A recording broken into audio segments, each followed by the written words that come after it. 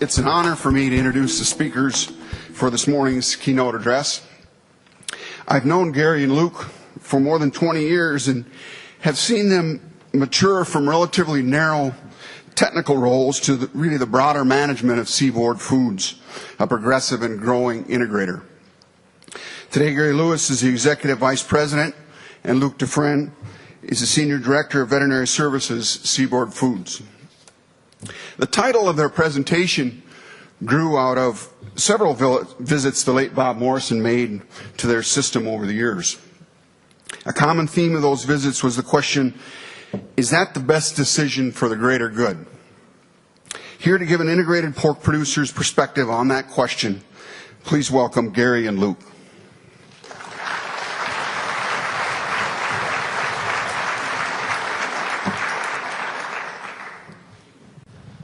Well, thank you, Bill, for the introduction.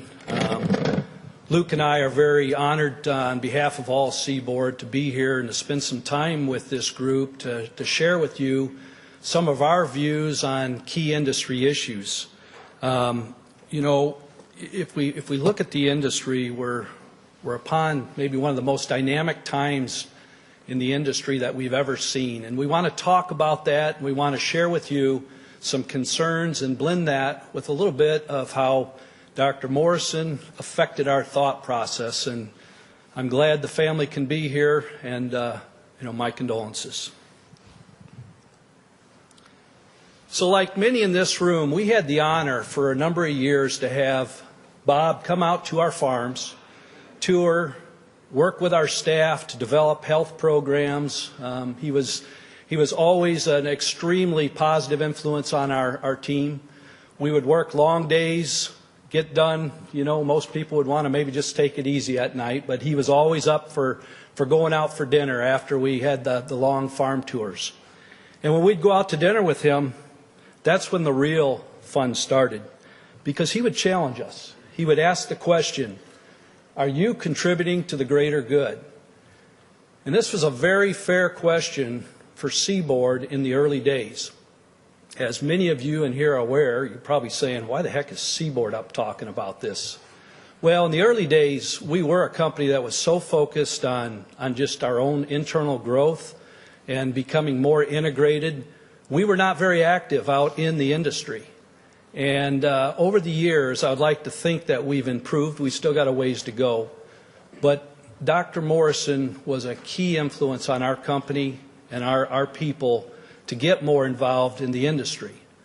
And so what he really did, when he would challenge us with, are you contributing to the greater good, he wanted us to do two things when we had that discussion. First, be very clear and define what is your overall objective. And then once you've done that, he would challenge us now, what selfless action can you take to achieve that objective? And that's where we really needed to be challenged, because it was easy for us to just drill down, decide an objective, focus on what can we do for Seaboard. But he helped us push to look at a much bigger picture. What can we do for the greater good? And probably the best example of this was when we were hit with PED.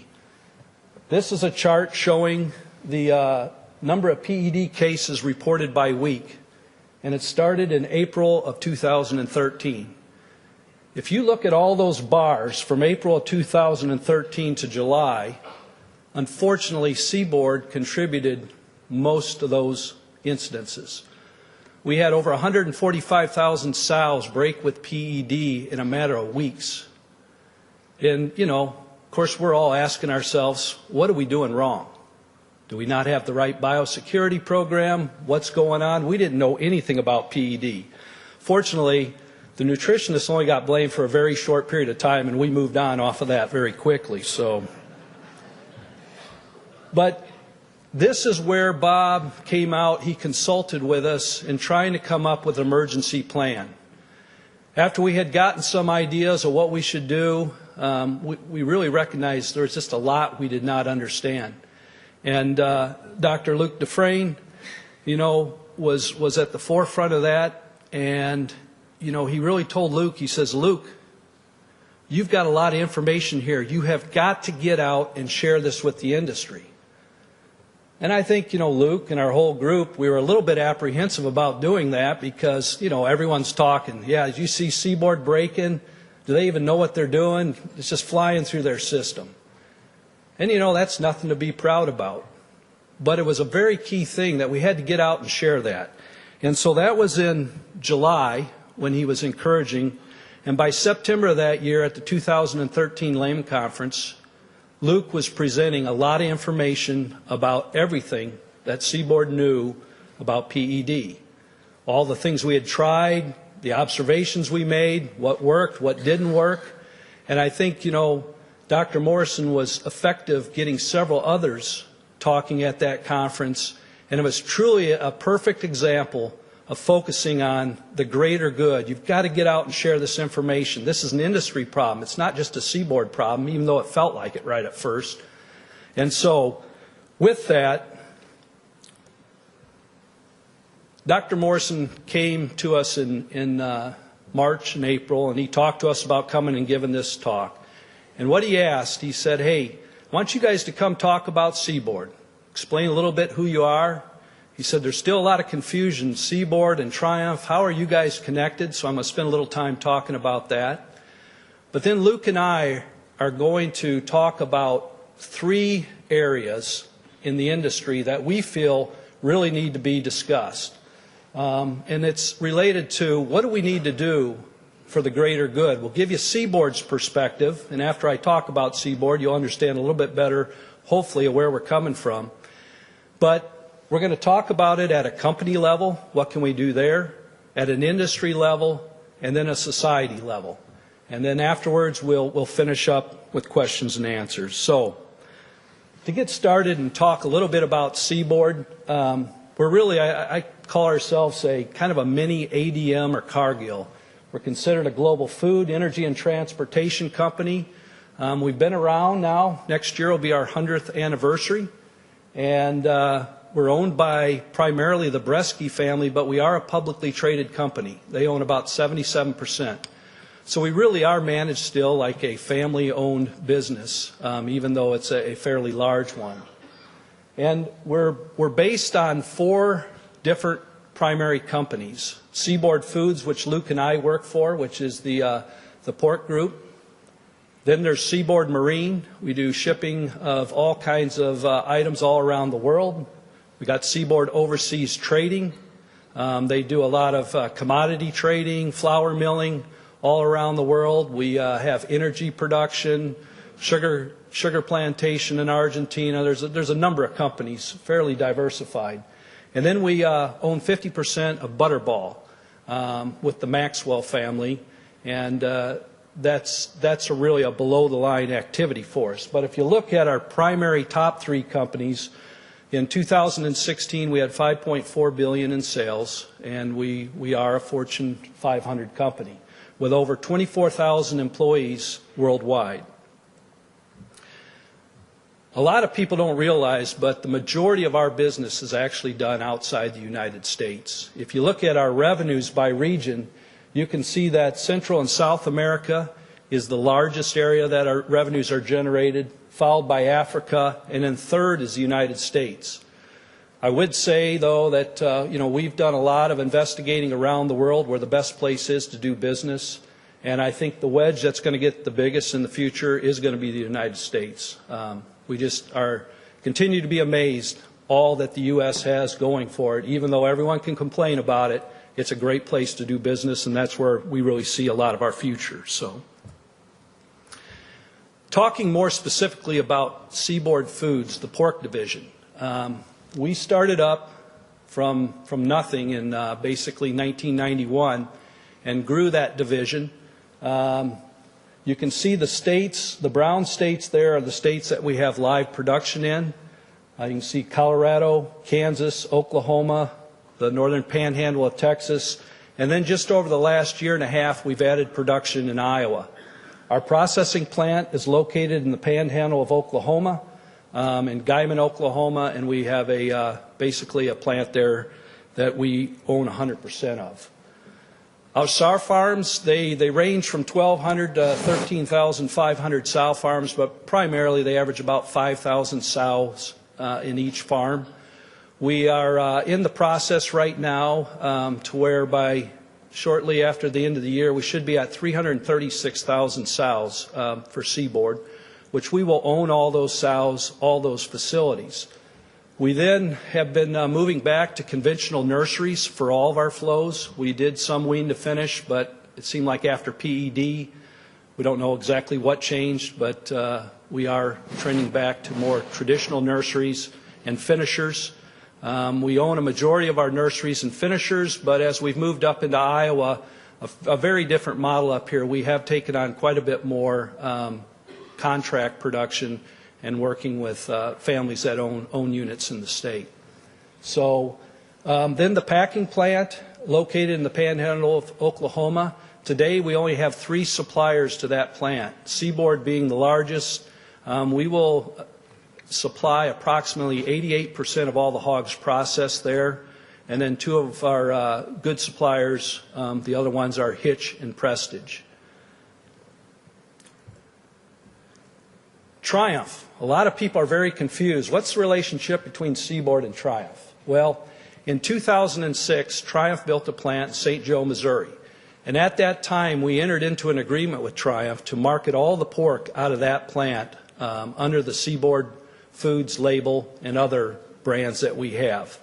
And so that was really the start of our relationship with Triumph. That's a plant owned by 5 different producer groups, which I'll talk a little bit more about in a bit.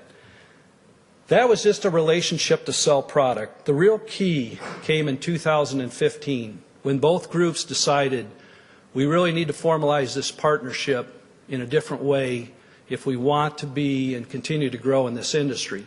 So in 2015, Seaboard and Triumph made an agreement where we had a bacon business called Dailies, which we sold 50% to Triumph. And this was all an attempt to get both of us aligned where we have the same interest in making business moves.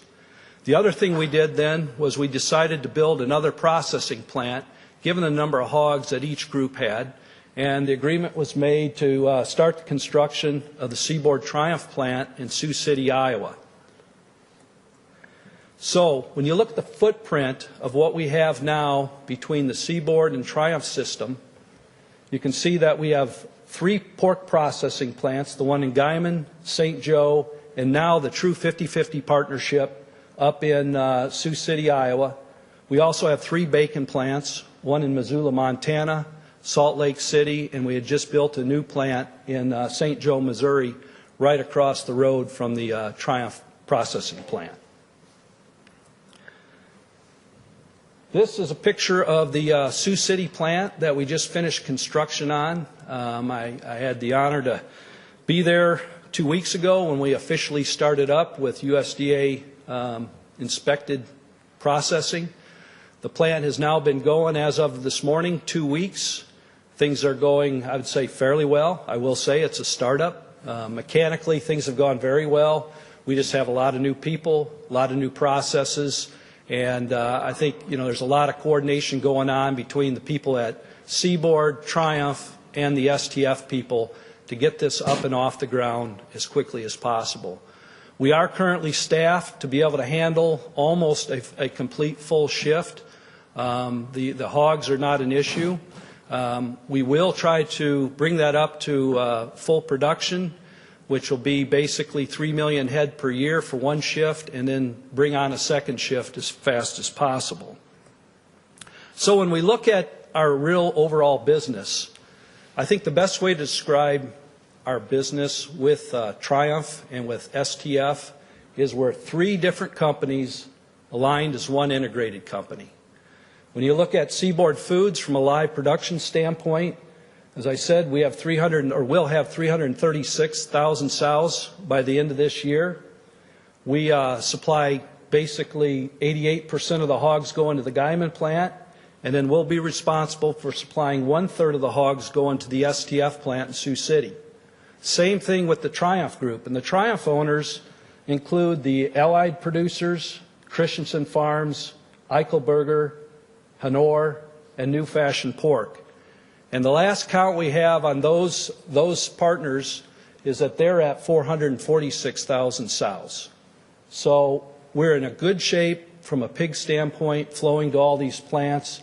What our biggest challenge is as a company is making sure that we truly are aligned, working together, and making sure the product, no matter which plant it's coming out of, it's going in a Seaboard Foods box, and it comes out, and the customer has no idea which plant it came from, other than the bugs. So when we look at where do we rank in the industry, you'll see that from a live production standpoint, I've taken and combined Seaboard and Triumph, and we'd have 782,000 sows behind Smithfield, and that would represent 13% of the live production in the United States. And then if we look at from a processing standpoint, we would be ranked number 4 when you combine Seaboard and Triumph. And what I did is I looked at where we're going to be after the second shift is up and running. And we would represent 13% of the shackle space in the industry, or 62,000 head capacity a day. So you will hear Seaboard not referenced as the biggest player by any means out there, but we are truly, from a number standpoint, the most integrated company. We match 13% live production with 13% of the hogs in the industry. Now today, not all those hogs do come to our own plants, but we are balanced on paper, at least from an integrated standpoint. So with that, we're going to shift gears, and Luke's going to join me here. We're going to talk, coming back to what do we need to be concerned about, and what does Seaboard believe from an integrated perspective? What are the things we need to do, going back to Dr. Morrison's challenge of contributing to the greater good? We're going to do this at 3 levels. One level is at a company level. The second is the pork industry. And last, we'll talk about society. So with that, I'm going to switch gears here and start it off that, from a greater good standpoint, one of the big concerns Seaboard has is that we're keeping our shackle space full in our plants. And like when you get down to Guyman, we have a limited supply of hogs, so it's very important that we keep those hogs healthy and keep our shackle space full. So, well, what is the objective from the greater good? Really, the healthier this industry is, the greater chance we have to keep our shackle space full. So no different than when we were hit with PED, we feel strongly that the area of health is an area that we really need to share information with the rest of the industry. And to just give an example of that and some information that we have, Luke is going to take over and talk a little bit about production level information that we want to share. Thank you, Gary.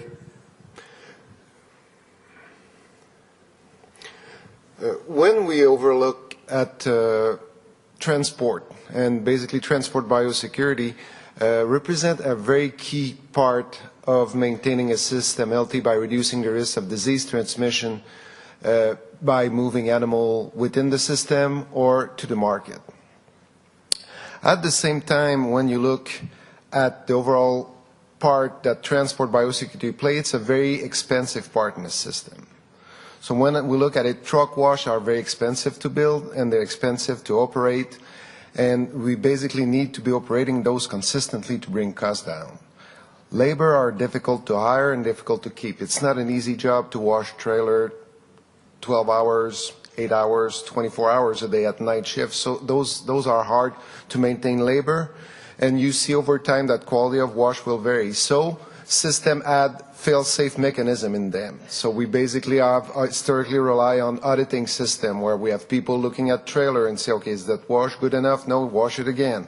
Then we add segregation, building multiple truck wash to be able to wash only multiplication in one area, only Inner-Sanctum at one area, and separate it from the market wash. Then we also do a segregation at the trailer to use trailer only for specific movement of animal or even only moving for one specific farm. And then, of course, we have the add downtime. So if a trailer was making a movement of risk, then that trailer would just sit and not moving any animals. So we add safety in the system, but at the same time we add inefficiency and extra costs in our transportation. So what we've seen over time is the cost of wash has consistently increased, and we've seen huge variation in cost going from as low as $75 for wash to about $300 per wash. So at the same, about less than 20 years ago, Butch Baker can bring that crazy principle of what if we take a trailer and increase the temperature and kind of basically cook it and see if we can kill disease that way. And that was coming back from some initial things that were done on poultry side where people could not basically wash or disinfect a barn if they were either on a dirt floor or the litter was thick in those barns by just shutting down the door, increase the temperature for a time, of course when the animal were not there, to kill virus and bacteria and be somewhat effective. So the principle of the baking process has kind of evolved through time, and the machine has been increased and been more efficient, and basically the bio-dry system or TAD system have been put in place, and they cost about $225,000 to build. And in our system to operate on a yearly basis, it's about $15 per bake. So when you look at that, so are we using those as an added cost, as an added precaution in our system, but can we use Baker to be more effective on the resources we use and at the same time having a better biosecurity?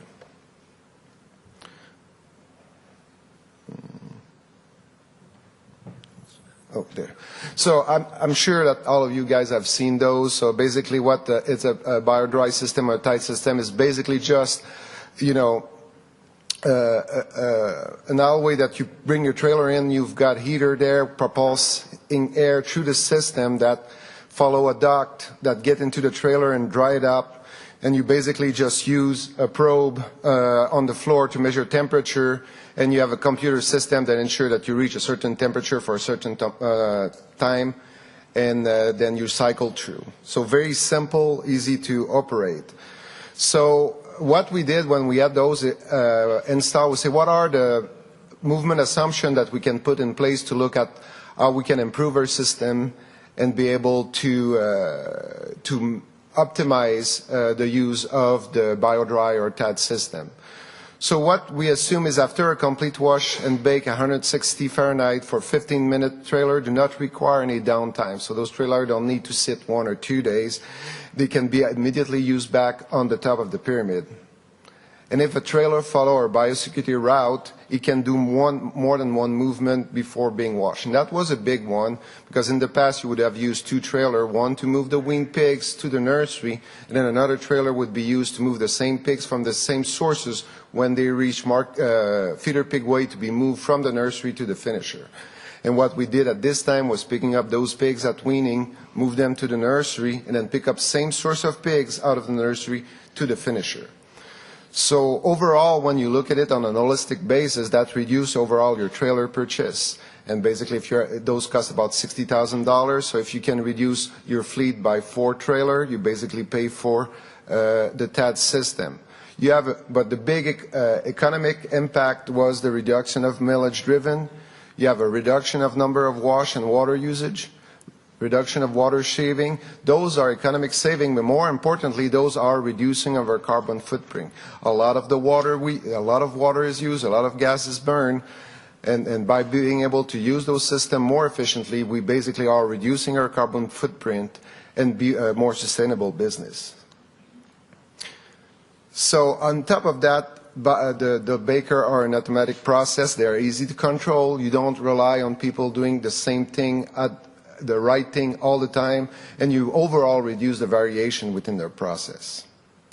And so that was a big winner on the Inner-Sanctum side, but PED has shown us in our system and also as an industry that market movement were a big liability related to maintaining system freedom or controlling disease transmission. So we start looking, and when we look as an industry, we don't have enough truck wash to wash all the trailer we need to wash on the market side. So the question we ask ourselves relate to, can we use Baker to make our market movement more efficient and more safe? So the 2 questions we ask ourselves was, do we need to thorough wash the trailer if they are baked? And the potential benefit of that is reduce the labor need per truck, but basically also increase the number of trailers we can wash in a specific truck wash. So we basically did a two-level study. The first one was to demonstrate if a modified wash and repeat baking of a live haul trailer would work and how much time it takes. So it was a basically very simple time study, and what we did was basically wash that trailer with a high volume, low pressure hose, and wash them and then bake them, and did that 4 times, and then on the 5th time we would do a detailed wash just to ensure that the equipment would be functioning long term. So on the image on the top show you what the trailer looked when it's just been rinsed at high volume after the 4th bake. So you have quite a bit of organic material left on it, and then the bottom one show you what it looked after it's been detailed wash, so back to a good level. So a regular wash take about 90 minutes to do. So when we went to the high volume wash, it take us about 27 minutes to do those. When you come back after the 4th bake and wash, it take a little bit more time to detail it. It's a little bit like you would cook a lasagna 4 times without washing it in the dishwasher. There's some material that is stuck a little bit more, but still, it took, when you look at it, take 118 minutes. But when you amortize that 118 minutes over the 4 wash, the overall time of washing was 44 minutes. So basically cut it in half. But the big question after that is that, yeah, if you bake something that has some organic matter left, is it still efficient? So on the second trial, what we did is we basically take manure from our gills that we just exposed from PED, collect that just after exposure when they start scarring, so very high level of viruses, and we put it on floor samples and put it directly into the biodry. We didn't put it on mimicking it. We just basically put that in the floor of a trailer and then just run the trailer to the biodry at 160 Fahrenheit for 15 minutes. Then we take those floor samples, scrape the feces out of it, and feed it to a naive piglet. So that's what it looked like. So we just took some small sample of 3x3 floor, put some manure on it, put it on an aluminum tray, put that in the floor of the trailer, run it through the baker, then after that take that material, scrape it, and then feed it back to piglet. We also feed it that material before baking and reproduce diarrhea in pigs after 24 hours, so we know the material was infectious. So we repeat that 3 times, and every time we did it, 2 times at 15 minutes, 1 time at 12 minutes. Every time we did it, we were not able to infect piglet 3 days after they were exposed, no diarrhea, no PED detected. Note that you're looking is that the CT were pretty low of those pigs after, not those pigs, sorry, but those manure sampler after baking. The baking process will not denaturate the RNA of the virus enough to make the PCR not react. So don't use PCR to evaluate the effectiveness of baking early to inactivate the virus. So in conclusion is that a high volume wash program reduced the overall wash by half, and that we can inactivate the virus even if manure is present in those trailers. And note that despite the low CT, the manure was non-infectious. So what that has applied to us, so on our market strategy, we basically determined that, yeah, after baking, it's effective, it's independent of the quality of the wash, and we don't need to disinfect those trailers if they are baked. It increased our wash capacity of the trailer to 30 trailers per day. And basically, if you want, by wash bay, you need 2 bakers if you want to bake all the trailer that you wash. So our strategy on the market has moved that any site that is not empty within 24 hours, the movement is done by a baked trailer. And any site that will be dumped within 24 hours, we can just go back and forth because we assume that within 24 hours, the animal has not time to replicate the virus within that environment. But any type of first cut or movement from a site the site will not be empty within 24 hours is done by a baked trailer. And it's what we built our washing and baking strategy around for our plant in Guyman, and also what we're looking for market capacity in Sioux City. And also when we look at that is that we build more bio-dry bay to be able to do that, but those are cheaper and easier to build because you don't have to have lagoon to recolt water and etc. And overall, when we look at the eye washing, it has a reduction of the labor that will offset the cost of operating the baking, but you still have to pay for the baker itself. But the operating cost is covered by the reduction of the labor. Gary. All right, thank you, Luke. So that's an example that we feel we need to do more of, continue to share information from our production system to help the overall industry stimulate thought. You know, you may or may not agree with what we're saying, but at least that open communication will stimulate thought that'll lead us to hopefully a healthier herd across the United States, and I should say all of North America. So now moving to the pork industry.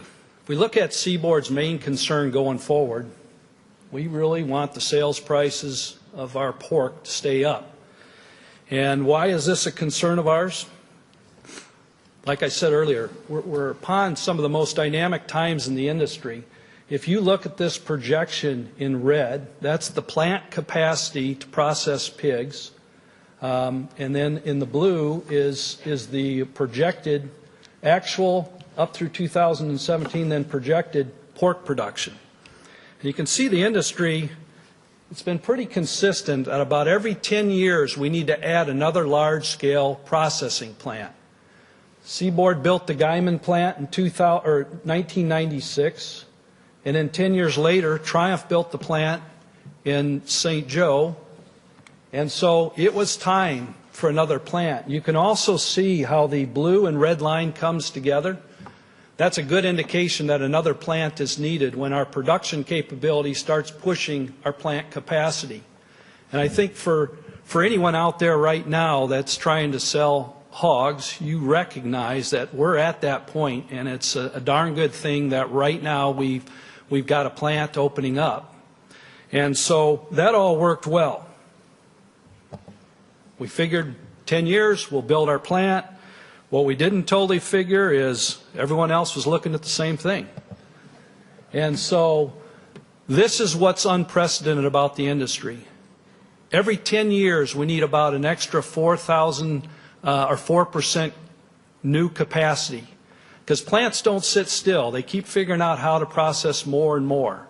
But on top of that, about every 10 years, 4% new capacity. If you look at what's been done just over the last really year, and then look out a year, there's now 5 different plants. Along with STF, you've got in southern Missouri, you've got the Moon Ridge plant at 2,500 head per day. Up in Windham, Minnesota, in April they opened up, and I think they're approaching almost 6,000 head a day.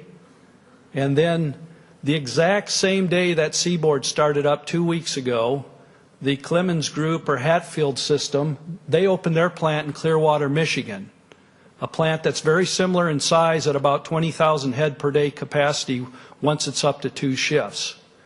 And then Prestige, they broke ground this year, and they have a plant that should be up either in the 4th quarter of next year or the 1st quarter of 2019, which is also a plant of similar size. So when you add all this up, and you take it all to 2 shifts, you've got almost a 14% increase in capacity in the industry.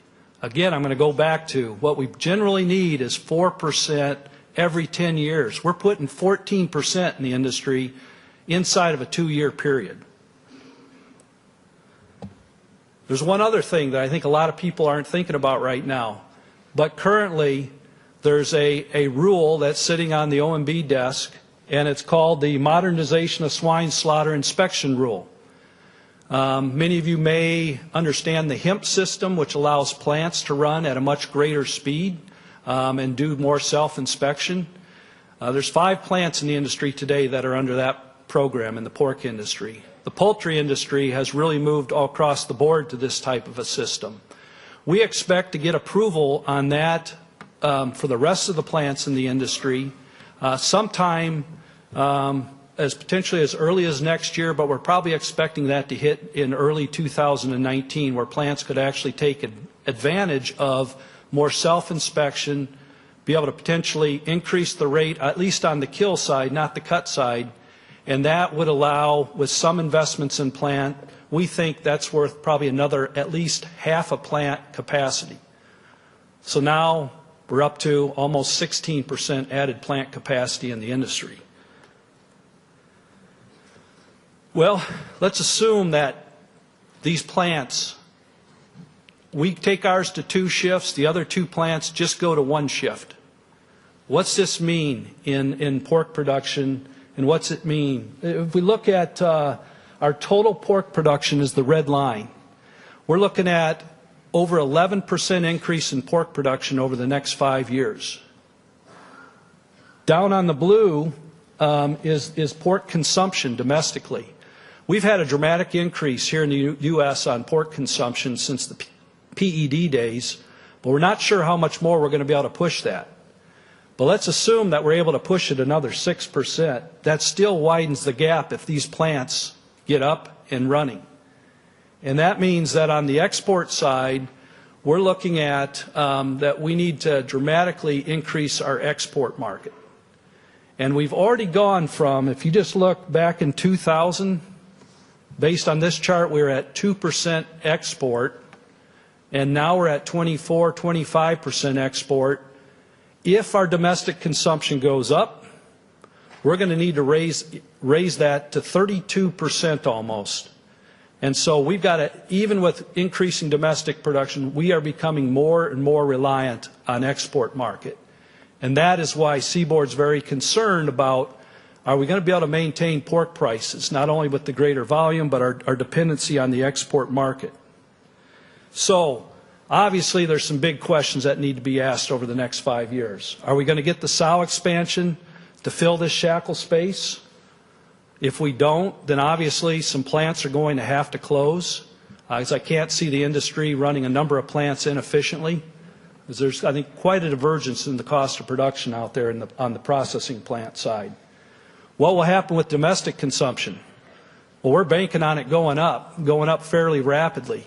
But even with that, we have got to export more and more pork. So that's why we have a concern on price. And if we look at what's the greater good objective, we need to preserve and grow our export market as an industry. And what's the action plan here?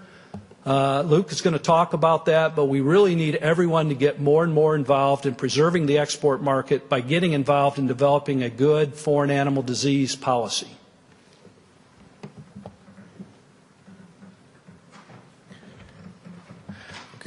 Bear with me for the next 12 minutes because I'm going to stand on my soapbox a little bit.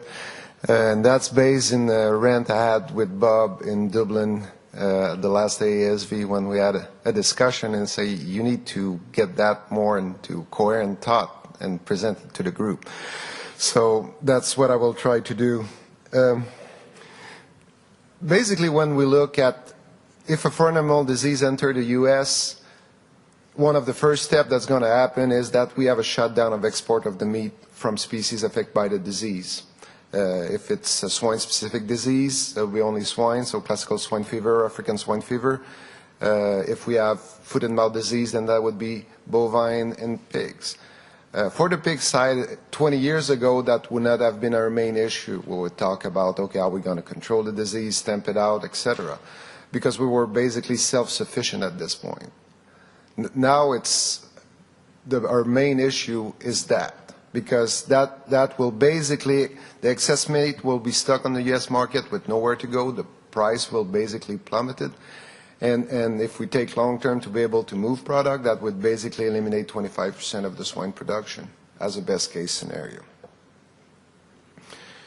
So, and what we do right now is our strategy has not evolved. We still try to build vaccine stockpile. We still try to decide if we will stamp the disease out or we'll vaccinate. Are we going to handle animal movement between states after the disease diagnosis? What we don't do enough right now is currently develop a strategy to maintain flow of pork out of the country. USMEF and PPC and National Pork Board trade team have some discussion on maintaining export in the face of FAD outbreak, but they're basic discussion at this point. Although there's a lot of research done and there's progress, we still have not moved to using oral fluid or other quick sampling technique to test large population for foreign animal disease. We basically at this point still using 1950 type strategy for a 21st century animal production system and disease management. So what could be done is basically a two-pronged approach. We need to reduce the risk of introduction of foreign animal disease from regions where those diseases are endemic. And a lot is done related to producer education, related people coming from overseas and meat product for overseas. But PEDv has shown us that there's other ways that those ingredients can have a very intimate relationship with our farm and getting there. So we have to continue to determine material and ingredient that represent risk. And we need to continue to fund research on that. I think that Scott D did some great work on looking at how viruses survive in different ingredients and surrogate work on how those things can be introduced in our country. We need to continue to do those type of research and understand those risks, and then after that develop and implement adequate mitigation technique. Even though those can cost some money, the risk is too high for an industry to don't do anything at this point. But the other big part that we need to look as an industry is how can we still move pork product outside of the United States if a disease arrives. And when we look at that is, can we take to a model that we were more similar to the European Union model and relate to animal movement. When you look at that, when an FAD hit an EU country, the country effect will stop movement, but you still have meat product from the other part of the EU that's going to be sent. When we look at animal movement, the EU is fairly similar to animal movement in the United States. We have country where you have a lot of feeder pigs that going in, like Germany, where a country like Netherlands basically all move weaned pigs out. So why can't we move to a similar approach in the U.S.? I mean, there's two things. There's an element that state can take unilateral action and can be surprising, but the state in the U.S. sometimes have more power than the country would have in the EU. And that's based on state right, which I will not get into a political discussion here because I think I could make it to the door. And then the other thing that is very good in Europe is the granularity and the detail in the system related to premise identification and animal movement that is way superior to what we're doing right now. And we will need to move to a better system if we want to be able to do that. So basically, when we look at the very simplistic way of looking at animal movement in the U.S., most of the region in the U.S., you have regions that are essentially not moving any growing pigs because it doesn't necessarily make sense to bring region where you don't have a lot of grain to feed them. So the Midwest is where a lot of the pig flow. But the rest of the other region are not moving a lot of feeder pigs in those regions. Mostly what is produced there is raised there, and we have packing capacity there. So they have a good chance, if they're not part of the initial disease break, they have a good chance of remain free, if not initially infected. So the risks associated with those regions are basically associated with replacement animal, which usually people put good control, and cold market animal, which is an industry we also have to ask our question, how are we going to move forward related to control of disease? When we look, Barry Wiseman did some very interesting work at Triumph Plant to look at rictopamine validation program of freedom using oral testing and show that technique to be very, very sensitive and where all load of pig could be tested and certified free for movement. So can we use similar technique to test load coming into a plant for foreign animal disease? So what could we do is develop a countrywide system to follow animal movement, be able to determine how animal flow in the area, then develop and validate an aggressive testing protocol that would satisfy our trade partner. The goal would be there that when an FAD disease, you determine your region that are free quickly, and you be able to initiate an aggressive testing strategy at the plant level to show freedom of disease so we can still move pork out of those regions. So if you look at Brazil are using province area, if you're able to determine a region and a region is free and you move aggressive testing in those regions and be able to show it to your trade partner to be able to maintain that movement, that would be key there for us. So how can we get it done? We basically we already got it, we just got to have everybody using it as a national premise ID system. What we don't have right now is having a unified animal movement system between states, so those systems can talk to each other and you can follow it at a macro level. At the research level, we need to validate antigen tests on oral fluid, another way to test large population with a low number of tests. We need to validate sampling technique and processing plan to see how effective we are to detect infected animal if one group of animal would come infected in the plant. And then we need to develop the testing capacity to ensure that we can test those number of group coming in. If all we can test is 15 animals a week at Plum Island, we are pretty much in trouble there. So we need to develop, as much as we need to develop vaccine bank, we need to have a diagnostic bank of being able to have those tests available for us. Another area that the National Pork Board has put as a priority is inactivated virus in meat product. How much research proposal has been offered in the last 10 years on that? Zero. So on all the research there, guys, that's why we're not able to move product, is because virus remain viable in meat. We have to find technique of inactivated that virus, so even in the region that would be affected, certain product could be moved out, and we need to have research done on that area. Politically, we have to convince USDA and US trade organization that this is an essential part of developing a preparedness plan for foreign animal disease. It's not only controlling the dissemination, it's proving freedom. Convince USDA that they cannot do it alone. They need to be able to deputize company veterinarian and independent veterinarian to go and test infected region, but also those free regions to show freedom.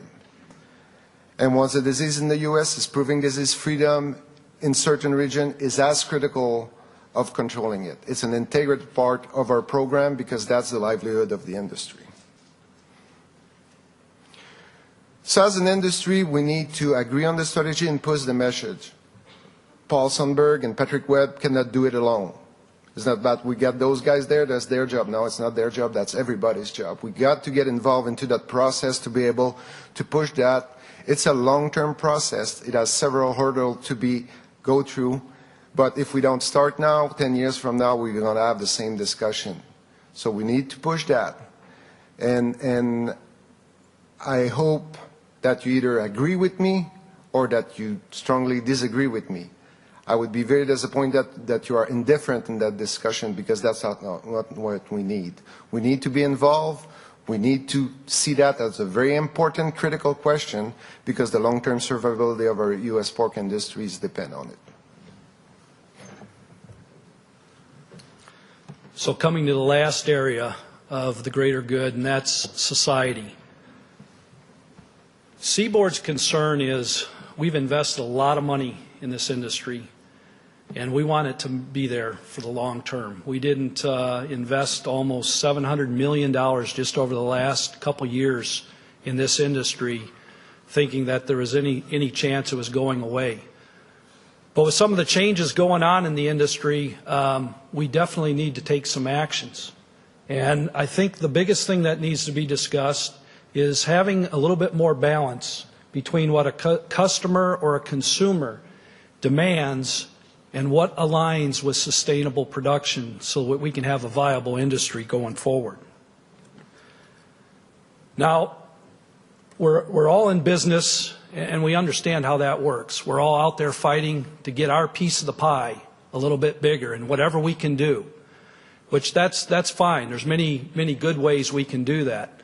However, I think there's some things going on right now that make me a bit concerned about the approach that we're taking in going after that bigger piece of the pie. And it's being driven by outside groups, NGOs, or some consumers.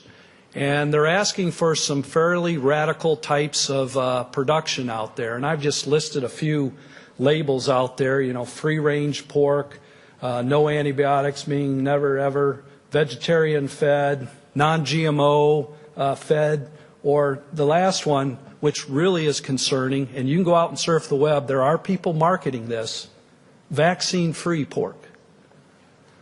You know, which sounds just totally ridiculous, but it's out there. These are the kind of things that these groups are latching onto, and then they go to the customer, and whether it be through referendums at stockholder meetings, it be protests in front of their business, they're putting a lot of pressure on our industry's customer to provide these type of things. Unfortunately, what we're finding a lot of is when that customer gets that pressure, they immediately turn to us, the supplier, and many of you out here, and they look at us to just, hey, we want this problem to go away. We got these people creating a lot of issues for our business. We want to maintain our enterprise value, so they're asking for these kind of things. We need you to produce it. And when they come to Seaboard, they often believe, Seaboard, you're the most integrated of any company. You should be able to do this easier than anyone, which that's actually almost the opposite. Because we are integrated, we see the full impact of these requests. And not all of them, but if you look at it, most of them, they'll increase the carbon footprint. They'll increase cost of production. Some cases, decrease animal welfare, decrease food safety. And probably most concerning is they really are going to decrease consumer confidence by confusing the people out there. So, we ask ourselves, how is this going to play into us having a sustainable business in the long term? While the easiest thing would be for us to just satisfy our customer, give them what they want, which we have the control to do that, and probably as good a control as anyone out there just to get it done if we just made the decision. But we have a lot of concerns that that does not lead to a sustainable industry. And so this is where we feel that some actions by Seaboard and by other people, other leaders in the industry, we really need to take and cooperate with other pork stakeholders and send non-conflicting messages out there to society. And so just to give you an example, well, what am I talking about when I say that? I'm going to give you a good example. And I'm not out here doing an advertisement for Elanco, but Elanco has been at the forefront of a coalition that's centered around, they call it the One Health, coalition. And really, it's the basis of this is that, hey, if we have healthy animals, we're going to be able to give more nutritious supply to people. And right now, 1 out of every 3 people in the U.S. is either malnutrition or overnutrition. And therefore, there needs to be a lot of good protein getting to these people. And then healthy animals also are more efficient, which is good for the planet. We continue to use more and more resources. When you look at overall animal efficiency over the last 10 years, especially when you get into eggs and dairy, it has almost all come from putting down more animals. Very little of it has come from improved efficiencies. And the reason for that is we're adopting a lot of these new basically production practices which take us in the wrong direction. That is not sustainable for what we need in the future. And so really, when I talk about the One Health as just an example, and again, even though Elanco's heading this up, it is not an Elanco project, it is an industry project, and I think all health companies can take part in it. Anyone can take part. I know they're cooperating with National Pork Board, NPPC. It's just an example of a group that's making some progress here. Their whole goal is to really change the conversation out there. You can see that today's reality, some of the type of terms that are going on, and where we really want to take this for the future. And so instead of reading all that, what it really boils down to is we need groups like this to help us put together plans to move from marketing fear and confusion, because that's what all those radical practices really create in the consumers. We need leaders, the leaders in this room, to get involved and shift that discussion from fear and confusion to benefits and consistency. We've got a great product to sell. The protein value of what we have out there is very marketable, and we just need to really be focusing on that, and we need to send consistent messages to consumers so they're not getting confused. And the concern there is, in the past, we're all working on our piece of the pie, trying to make it better, and maybe we haven't been as focused on making the whole pie bigger. That's worked okay. We can go and do some radical things, gain some market share, looks good on our bottom line. Hey, doesn't impact the whole size of the pie much. I think that's changing, though. Remember, this slide, we have got a lot of meat coming at us. And so the only way for us to survive is we've got to make the pie bigger. Just making our wedge bigger isn't going to cut it. We have got to make the pie bigger, or the amount of pork that we sell has to go up dramatically. So I think going forward, we've got to shift our focus from what is our slice of the pie to what can we do to really contribute to making that pie bigger, or in essence, increasing the amount of pork that we can sell across the United States and the world. And obviously the export market is extremely critical here. So with that, I want to conclude by just saying, hopefully you may not agree with everything we had to say. We don't expect you to. That's what these meetings are for, to stimulate thought. But I wanted to share, Luke and I wanted to share with you kind of some of the things that we're thinking about as an integrated company, what we feel is important, where we feel the industry really needs to take some turns. And if we go back, a lot of this was stimulated by Dr. Morrison asking us the question, are you contributing to the greater good? Well, unfortunately, moving forward, we're not going to have visits from him and dinners with him sitting across the table challenging us. So I think what we'd like to ask is that, one, we've got to ask ourselves this question more often. I'd like you to ask yourself that question more often. And as the keynote speech and setting the tone for the meeting, I hope that as we go through this, really in honor of Dr. Morrison, ask your colleagues, ask yourself, are we contributing to the greater good, and what more can we do to make him proud?